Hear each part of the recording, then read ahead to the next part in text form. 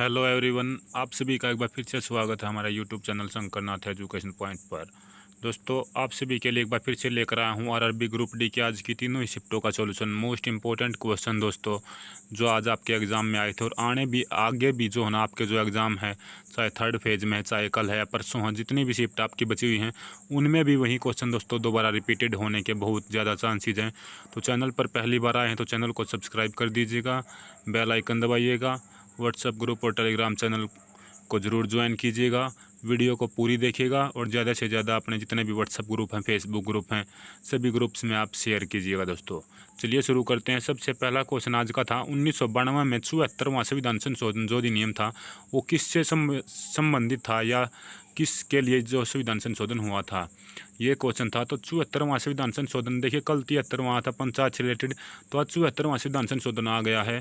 74वां संविधान संशोधन अधिनियम ने भारत के संविधान में एक नया भाग 9 यानी कि जो पार्ट है दोस्तों, नया भाग 9A शामिल किया गया था।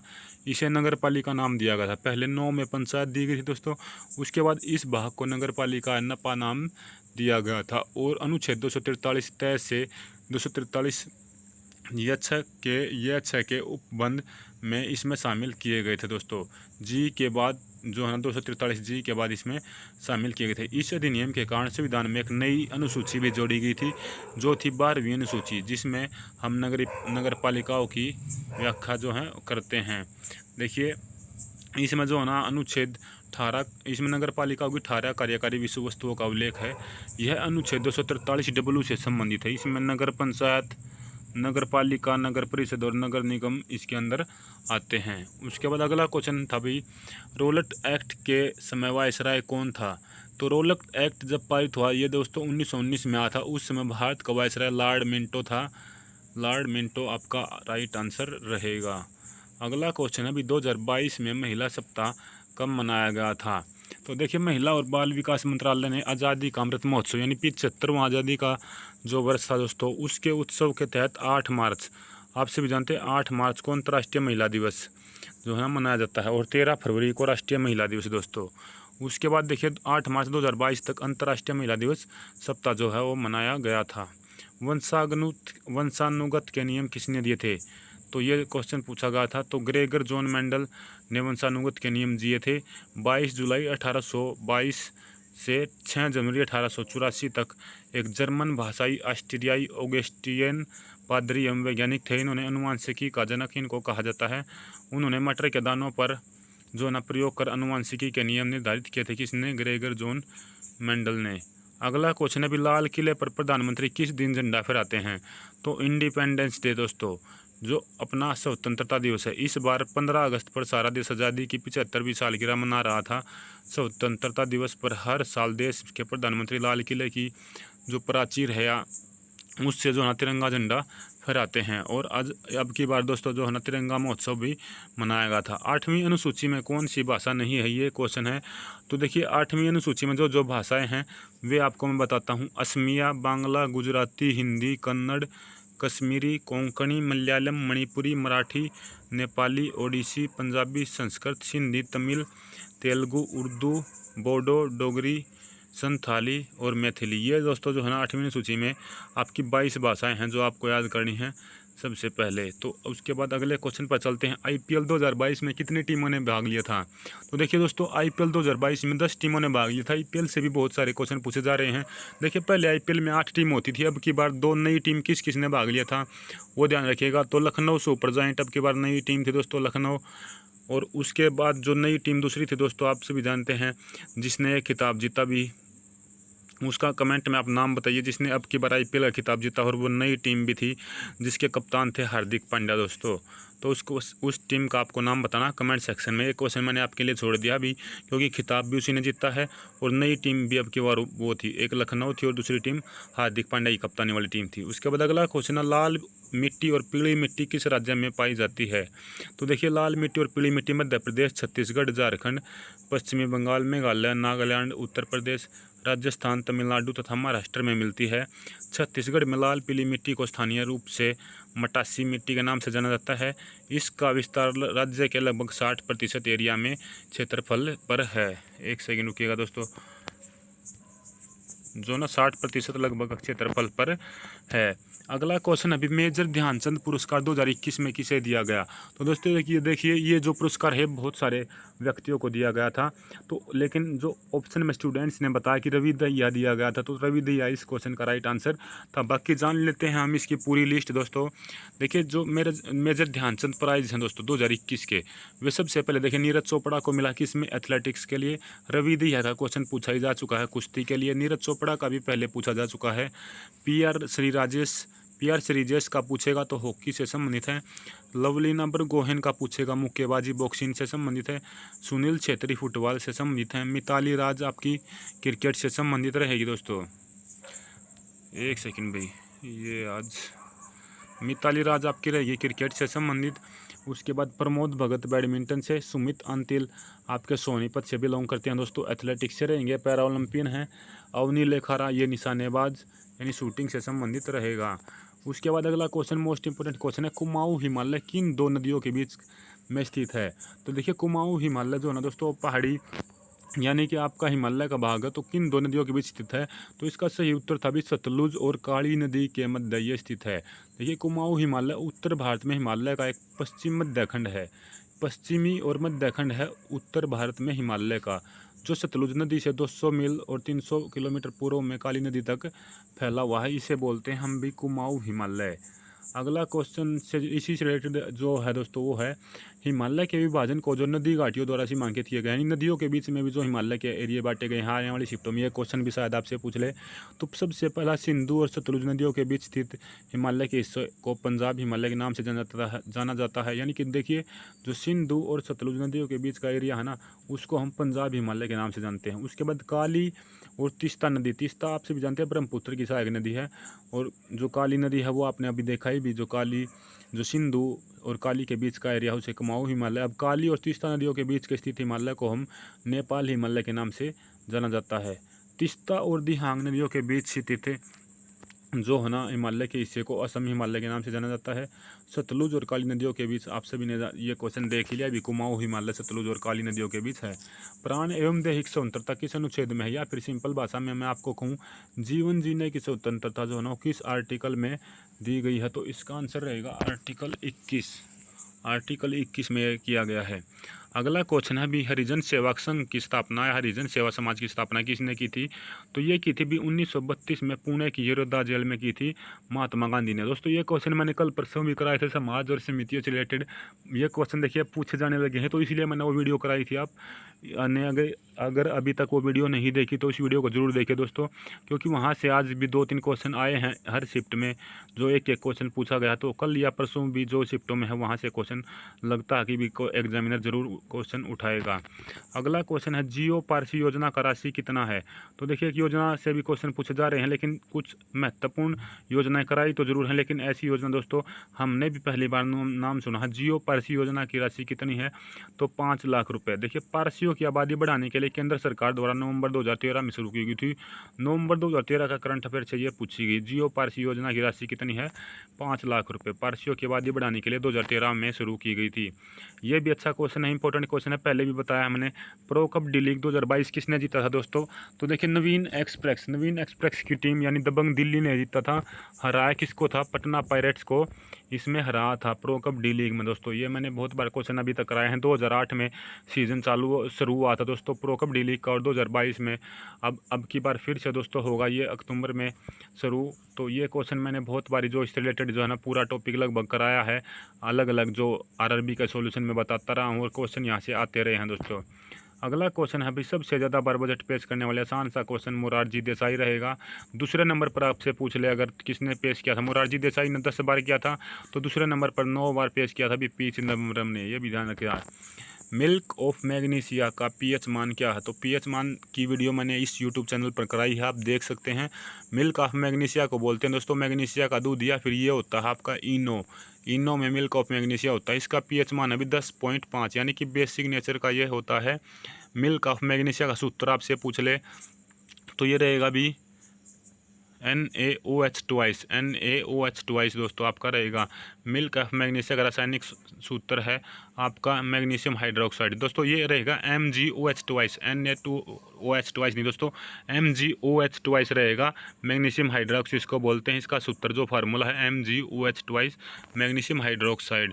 ये दोस्तों इनो में होता है और इनो क्या काम करती है भी, एसिडिटी को कम करने के काम आती है, क्योंकि एसिड को हमारा बेस ही काटता है। अगला क्वेश्चन है भी, मध्य प्रदेश से कौन सी नदी बहती है? तो देखिए ये क्वेश्चन आपके आंसर में रहेंगे नर्मदा, चंबल, सोन, बेतवा, केंद्र तथा ताप्ती नदी जो है ना मध्य प्रदेश से बहती है। तो स्टूडेंट्स ने बताया था कि बेतवा आपका ऑप्शन में था, तो वो आपका राइट आंसर था बेतवा। बाकी आने वाले क्वेश्चनों में और दूसरे ऑप्शन से पूछे जा सकते हैं, तो उनको भी ध्यान रखिएगा। अगला क्वेश्चन है, प्रथम पंचवर्षीय योजना किस प्रधानमंत्री के कार्यकाल में शुरू की गई थी? कल क्वेश्चन पूछा गया था कि पंचवर्षीय योजना की शुरुआत कब हुई थी, तो 1951 से 56 पहली थी। आज किस प्रधानमंत्री के कार्यकाल में शुरू हुई ये पूछा गया, तो जवाहरलाल नेहरू राइट आंसर रहेगा। कुछ शिफ्ट पहले पूछा गया था प्रथम पंचवर्षीय योजना किस मॉडल पर आधारित थी। तो दोस्तों एक टॉपिक चला हुआ पंचवर्षीय योजना से, मौलिक अधिकारों से, पंचायत से, इनसे हर शिफ्ट में क्वेश्चन आपके पूछे जा रहे हैं। तो कुछ इंपॉर्टेंट टॉपिक जो हैं इनको दोस्तों आप बिल्कुल अच्छी तरीके से भी पढ़ लीजिएगा, यहाँ से आपके क्वेश्चन बन रहे हैं। तो भारत के प्रथम प्रधानमंत्री जवाहरलाल नेहरू के समाजवादी प्रभाव के तहत स्वतंत्रता के तुरंत बाद 1951 में पहली पंचवर्षीय योजना जो है ना वो शुरू की गई थी, जो 56 तक चली थी और हेराल्ड डोमर मॉडल पर ये आपकी आधारित थी। माफ कीजिए दोस्तों, PC महलनोबिस मॉडल पर यह आपकी आधारित थी। पैसा एक्ट कब लागू हुआ था? तो ये हुआ था भी 24 दिसंबर 1996 को ये एक्ट आपका लागू हुआ था। पैसा एक्ट 24 दिसंबर 1996। किस वेद में सबसे ज़्यादा सूक्तियाँ व श्लोक हैं? ये क्वेश्चन पहले भी आ चुका है, रिपीटेड क्वेश्चन है। तो ऋग्वेद में ये आपका भी सबसे ज़्यादा रहेगा। नोकरेक महोत्सव किस राज्य में मनाया जाता है? मेघालय इसका राइट आंसर रहेगा। IIT रुड़की में कौन सा सुपर कंप्यूटर स्थापित किया गया है? तो परम गंगा नामक जो सुपर कंप्यूटर है वो स्थापित किया गया है। प्रधानमंत्री वय वंदना योजना में वरिष्ठ नागरिकों को मासिक पेंशन कितनी मिलती है? तो ये आपकी भी 1000 रुपये से लेकर 9250 रुपये तक का मासिक पेंशन आपका मिलता है।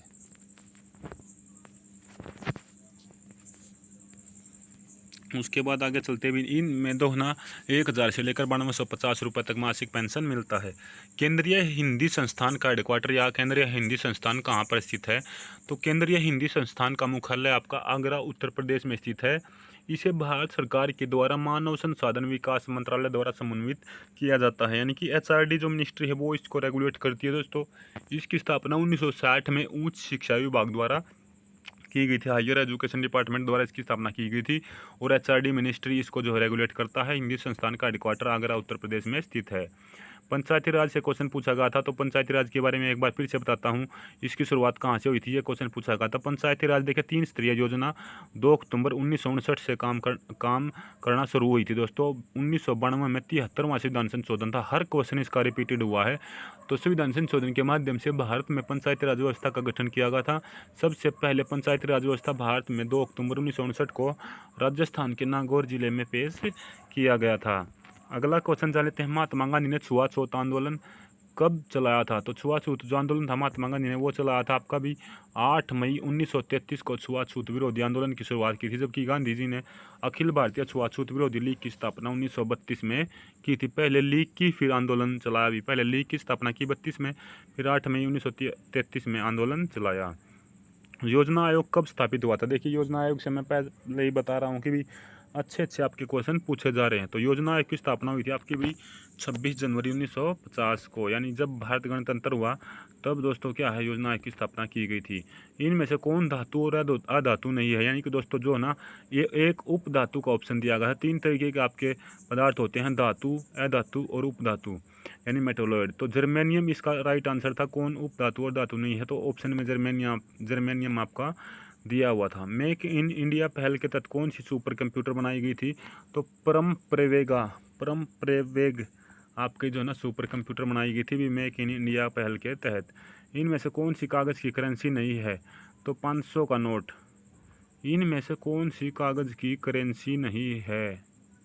तो दोस्तों कागज़ की करेंसी नहीं है 500 का नोट, तो भी आप जानते हैं कागज़ की करेंसी है।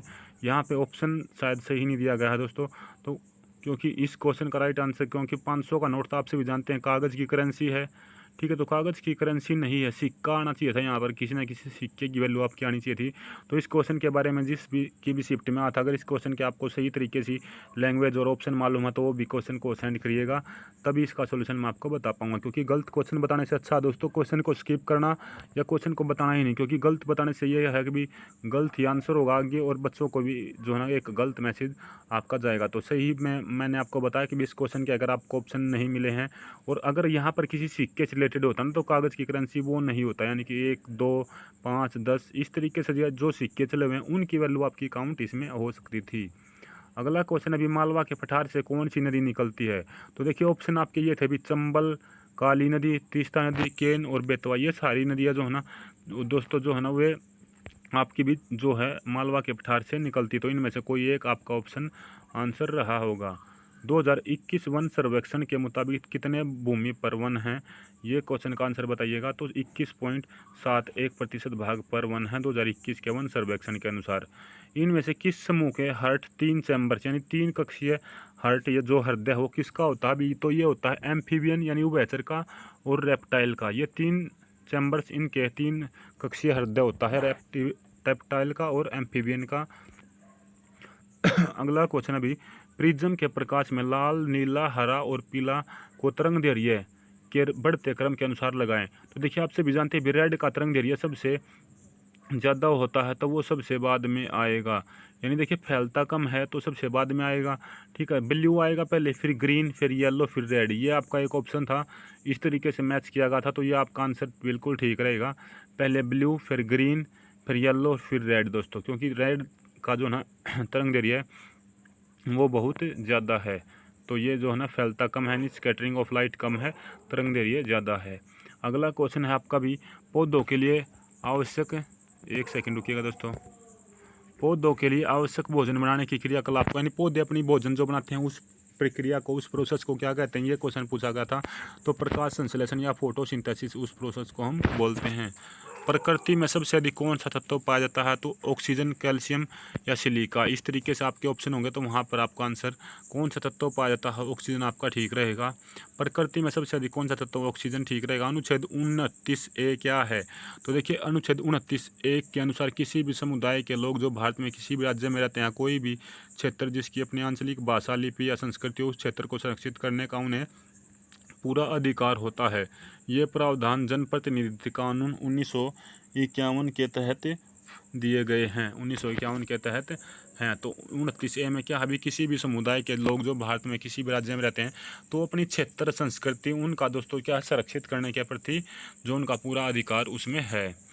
मरू फेस्टिवल कहाँ मनाया जाता है? तो मरू फेस्टिवल दोस्तों जो है जैसलमेर जिले में लगने वाला एक प्रसिद्ध मेला है राजस्थान के अंदर। 86वां संविधान संशोधन बार पूछा जा रहा है, ये क्वेश्चन कब जोड़ा गया था मौलिकर्ता में? तो 11वां मौलिकर्ता जोड़ा गया था 86वां संविधान संशोधन 2002 के बीच। भारत और श्रीलंका को कौन सा जलडमरू मध्य अलग करता है? ये क्वेश्चन पूछा गया था। तो पाक जलडमरू मध्य जो है भारत और श्रीलंका के मध्य जलडमरू मध्य है। इससे जुड़े कुछ जलडमरू मध्य और देख लेते हैं। तो देखिए मलक्का जलडमरू मध्य है भी मलेशिया तथा इंडोनेशिया के बीच। बाली जलडमरू मध्य आपका है भी जावा एवं बाली के बीच। पाक आपका बता दिया मैंने, भारत और श्रीलंका। बेरिंग जो जलडमरू मध्य है भी वो है रूस एवं संयुक्त राज्य अमेरिका भी, रूस और USA के बीच आपका रहेगा बेरिंग जलडमरू मध्य। अगला क्वेश्चन है, कौन सी नदी छोटा नागपुर पठार को प्रवाहित करती है? छोटा नागपुर के पठार से निकलती है। तो देखिए दामोदर नदी इसका राइट आंसर रहेगा।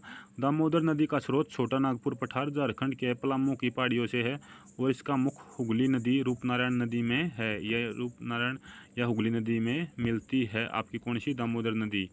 तमिल को शास्त्रीय भाषा का दर्जा कब मिला? ये रिपीटेड क्वेश्चन है दोस्तों, ये आपका 30 तारीख की शिफ्ट में भी आया था, अभी दूसरी शिफ्ट में। तो तमिल भारत की पहली भाषा जिसे शास्त्रीय दर्जा प्राप्त हुआ था 2004 में शास्त्रीय भाषा के रूप में घोषित किया गया था। 2005 में संस्कृत को घोषित किया गया, 2008 में कन्नड़ को और 2008 में ही तेलुगु को भी घोषित किया गया था। अवतल दर्पण की फोकस पर रखी वस्तु का प्रतिबिंब कहाँ बनता है? तो सवाल ये था भी, अवतल दर्पण की फोकस पर रखी वस्तु का प्रतिबिंब बनता है अनंत पर बनता है। ये वास्तविक होता है, उल्टा होता है और अत्यधिक आवर्धित आपका होता है। ठीक है। उसके बाद अगला क्वेश्चन देखिए, अगर उत्तल दर्पण से पूछ ले, वो अवतल पे था, अगर उत्तल से सेम पूछ ले तो उत्तल की मुख्य अक्ष पर रखी वस्तु का प्रतिबिंब हमेशा आकार में छोटा होगा, भासी होगा तथा दूर हो तथा फोकस के बीच रहेगा। अगला क्वेश्चन है भी दानिश ओपन 2022 में स्वर्ण पदक किसने जीता है? तो दानिश ओपन में देखिए वेदांत माधवन ने दानिश ओपन 2022 में स्विमिंग में जीता है gold medal 800 metre freestyle. 800 metre freestyle जो है ना किस में? स्विमिंग में। प्रार्थना समाज का संस्थापक एक बार फिर से पूछ लिया गया है क्वेश्चन दोस्तों। तो 1867 में आत्मारंग पांडुरंग ने प्रार्थना समाज की स्थापना की थी। प्रार्थना समाज का मुख्य उद्देश्य लोगों को केवल एक भगवान में विश्वास कराना और केवल एक ही भगवान की पूजा करना था। देखिए कुछ और समाज है जिसके हम जान लेते हैं, अगले शिफ्टों में पूछे भी जा सकते हैं और ये पूछे भी गए हैं पहले। प्रार्थना समाज आज पूछा गया है, ब्रह्म समाज पहले ही पूछा जा चुका है कई शिफ्टों में। तो प्रार्थना समाज आत्मारंग पांडुरंग संस्थापक, ब्रह्म समाज 1828 राजा राम मोहन राय, कई बार पूछा गया है पहले एग्जाम में। वेद समाज श्री केशव चंद्र सेन और केदरलू नायडू। आर्य समाज स्वामी दयानंद सरस्वती 1875 में। इनकी दोस्तों कल या परसों यानी कि 1-2 दिन ही हुए हैं, मैंने इन सभी समिति और समाज की वीडियो बनाई है, आप वो चेक कर सकते हैं हमारी प्लेलिस्ट पर जाकर। संपूर्ण ग्रामीण रोजगार अधिनियम किस वर्ष शुरू किया गया था? तो दोस्तों ये इस क्वेश्चन का आंसर जानने से पहले मैं आपसे यही कहूँगा, वीडियो को ज़्यादा से ज़्यादा देखें भी, जिनके एग्जाम है ज़्यादा से ज़्यादा शेयर कर दे जितने भी व्हाट्सएप ग्रुप हैं, और अभी सभी फ्रेंड्स और आप भी यदि आपने अभी तक चैनल को सब्सक्राइब नहीं किया तो चैनल को सब्सक्राइब ज़रूर कर लें, क्योंकि दोस्तों आपका एक एक सब्सक्राइब, एक एक लाइक शेयर हमें मोटिवेट करता है आपके लिए किसी भी टाइम किसी भी कोई भी इन्फॉर्मेशन हो, जॉब क्लासेज हों या फिर दोस्तों करंट अफेयर हो, सभी कुछ वीडियो नई वीडियो लेकर आने के लिए आपके प्रति प्रतिबद्ध रहते हैं, आपको नया नया डाटा देते हैं, इंपॉर्टेंट क्वेश्चंस आपको बताते हैं। चलिए इस क्वेश्चन का आंसर जान लेते हैं भी संपूर्ण ग्रामीण रोजगार अधिनियम या रोजगार योजना किस वर्ष शुरू की गई थी? तो ये की गई थी भी 2001 के अंदर। संपूर्ण ग्रामीण रोजगार योजना वर्ष 2001 में शुरू की गई थी। राष्ट्रीय ग्रामीण रोजगार कार्यक्रम यानी NREP 1980 में सामुदायिक संपत्तियां बनाने के लिए बेरोजगारों और अर्ध बेरोजगारों श्रमिकों को काम लाने के लिए शुरू की गई थी, यही पूछा जा सकता है। यह योजना 2 फरवरी 2002 को 200 जिलों में शुरू की गई थी, जिससे 2007-08 में अन्य 130 जिलों में विस्तारित किया गया था और 1 अप्रैल 2008 तक अंततः भारत के 593 जिलों में इसे लागू कर दिया गया था। अगला क्वेश्चन भी मोस्ट इंपोर्टेंट क्वेश्चन है भी, कर्मकांड का उल्लेख किस वेद में मिलता है? अच्छा क्वेश्चन है। तो ऋग्वेद में प्रथम मंत्र है अग्निमीडे पुरोहितम। अग्निमीडे पुरोहितम में यज्ञ कर्मकांड पद आया है, अतः सिद्ध होता कि वेद से भी प्राचीन कर्मकांड है। कर्मकांड वैदिक संस्कृति का प्रधान अंग है। कर्मकांड से ही समस्त मनुष्यों की जो है ना वो कामनाएं सिद्ध होती हैं। कर्म कांड से सबसे सक्रिय धातु कौन सी है? तो इसका आंसर रहेगा भी सीजियम। रिपीटेड क्वेश्चन है, सबसे अधिक धातु सक्रिय धातु रहेगी सीजियम। फ्रेंसियम आवर्त सारणी के निचले भाग में मौजूद तत्व है, लेकिन यह एक प्रयोगशाला निर्मित तत्व है और स्वाभाविक रूप से नहीं होता है। जो CS को सबसे अधिक अभिक्रियाशीलता तत्व बनाता है वो सीजियम है।